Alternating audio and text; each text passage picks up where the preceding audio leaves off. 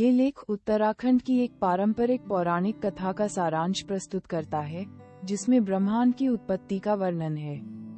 इसमें बताया गया है कि कैसे निराकार देवता निरंकार ने दो दिव्य पक्षियों सोनी मादा और जम्बू नर के जन्म और उसके बाद एक ब्रह्मांडीय अंडे के फूटने से संसार की रचना की। 1. ब्रह्मांड की शुरुआत केवल निराकार दिव्य निरंकार से हुई। 2. पार्वती ने शिव से संसार की रचना करने का अनुरोध किया, जिसके परिणामस्वरूप शिव की जांघों से सोनी और जम्बू का जन्म हुआ। 3. सोनी और जम्बू, जो शुरू में भाई बहन थे, अंततः एक अंडाणु को जन्म दिया जो गिरकर टूट गया। और 4. अंडे के हिस्सों से पृथ्वी नीचे, आकाश ऊपर, समुद्र सफेद भाग और भूमि पीला भाग का निर्माण हुआ। अनुवाद। 1. सृष्टि का निर्माण, ब्रह्मांड का निर्माण। 2. उत्तराखंड में प्रचलित एक पौराणिक कथा के अनुसार प्रारंभ में पृथ्वी पर केवल निराकार देवता निरंकार ही विद्यमान थे। माना जाता है कि उनके द्वारा सोनी और जम्बू गरुड़ के जन्म के बाद ही ब्रह्मांड की रचना हुई। आइए उत्तराखंड के लोगों में प्रचलित ब्रह्मांड की रचना की इस कथा के बारे में जानें। 3. सृष्टि के आरंभ में न पृथ्वी थी, न आकाश, न जल, केवल निराकार ईश्वर थे।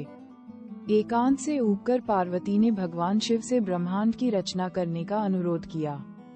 निराकार ईश्वर ने अपनी दाहिनी जांघ को रगड़कर मादा गरुड़ी और बाईं जांघ को रगड़कर नर गरुड़ी को उत्पन्न किया।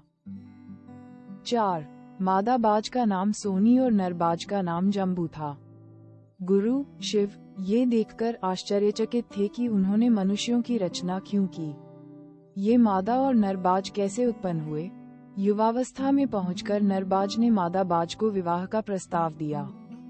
मादा बाज ने उसे फटकारा और कहा, हम भाई बहन हैं और तुम बदसूरत भी दिखते हो। 5. नर चील रोने लगा। उसे देखकर मादा चील का हृदय पिघल गया। उसने नर चील की आंखों से निकले आंसू पी लिए।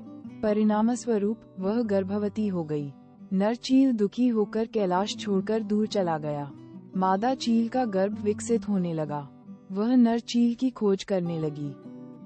6. उसे नर चील मिल गई, लेकिन वह उससे नाराज रहा। अंततः बहुत मिन्नतें करने और मनाने के बाद वह मान गया। दोनों कैलाश लौट आए। मादा चील को अंडा देने के लिए जगह नहीं मिली। उसने पूछा, मैं अपना अंडा कहाँ दूं? नर चील ने अपने पंख फैला दिए और 7. जैसे ही मादा चील ने अंडा दिया, वह गिरकर टूट गया। उसके निचले भाग से पृथ्वी और ऊपरी भाग से आकाश का निर्माण हुआ। अंडे की सफेदी से समुद्र और जर्दी से भूमि का निर्माण हुआ। ऐसा माना जाता है कि इस प्रकार निराकार दैवीय शक्ति ने ब्रह्मांड की रचना की।